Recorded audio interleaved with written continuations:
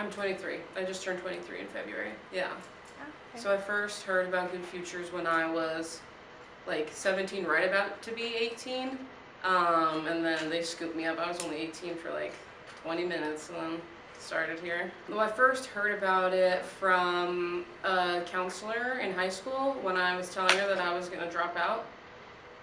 She was like, don't do that unless you want to check out this program. And she was like, have you ever been arrested? And I was like, me? Never. But then she gave me Jason's information, and I think I called him and I was like, hey, help me. So that was how I first heard about it. I remember Jason called my mom and told her that I was accepted, and then I was like, I'm not going to that.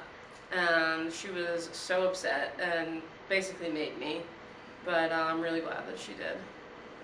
I had already dropped out. I had no friends. I was drinking and doing drugs, things that children shouldn't be. But I was, and I just like, I also wanted to like die. I literally did not want to do anything with my life. So, I mean, I still graduated. Jason made me graduate high school online. So, I literally had no choice. He was like, you're graduating high school. I was like, well, fine.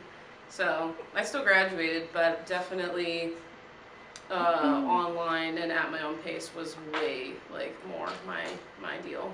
Things have always been pretty bad at home, like up until I joined GoodFutures. And GoodFutures actually gave me like the independence to like live on my own and like, you know, sort of get myself out of that situation. And I've been living on my own ever since.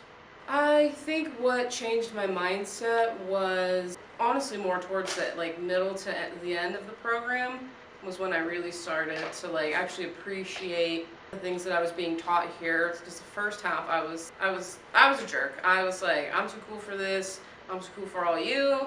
I don't need this. I don't know what my plan was, but I was like, I don't need this. I certainly don't need to graduate high school. I just like, I had all these skills that I had never had and like had no plan on receiving either. Like I just realized that I was like becoming an adult, and it hit me pretty quickly. I had to grow up pretty fast, but I'm lucky that I was able to do it here. I loved working with all of them. I think that I learned really important lessons from everyone, you know, and then Eric, Cassie, and Jason were like just so fun, like open, and I definitely felt like, you know, I didn't need to hide anything from them, and I could like actually be honest and like about what I needed and like what I was struggling with here, which like helped them to help me to succeed. I would say the biggest lessons that I've learned, top three: making the best out of a not so great situation, making the best out of the people that you're with, and being responsible with money. Definitely like to manage my money. That was like the biggest thing. Like we did these budget sheets one time, and I live by that to this day.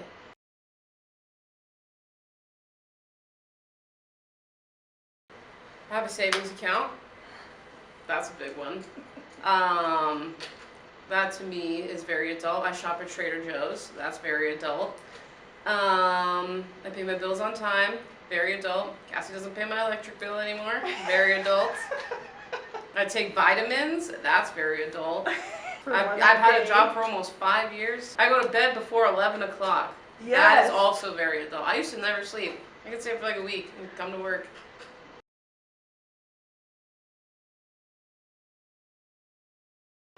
I really liked that we went to, what was it, St. Luke's? I really enjoyed that. That's kind of sort of what I do now. Not to that extent, but I think that that was something that I really liked, which I never knew that I would like, and definitely was not willing to give a chance when I first came here. But I think St. Luke's was probably my favorite activity that we did. Like I had the skills from here to like participate in a job that required like doing things for other people, which I was not capable of before. I wasn't even capable of taking care of myself.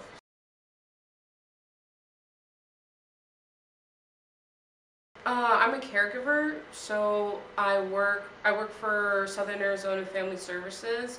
and I work in the day program there, which is an 8 to 4 program, and basically every client is a one-to-one, so they're one-on-one with their provider.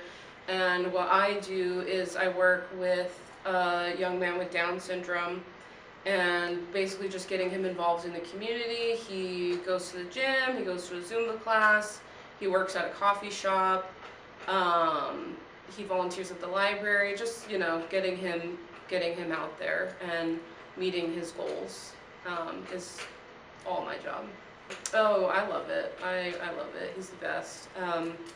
I think it's what I want to pursue for now, but eventually I want to get into the more logistical side of it, like maybe working with DDD or something.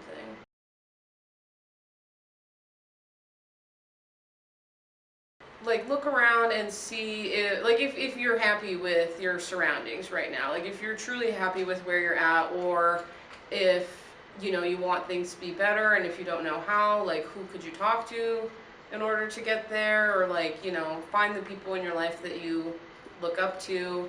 I didn't have any of those people until I came here, so, you know, it was a little challenging for me, but like, for somebody who's having a hard time reaching their goals, like, you know, find the people that you trust, and put your trust into, you know, what they say.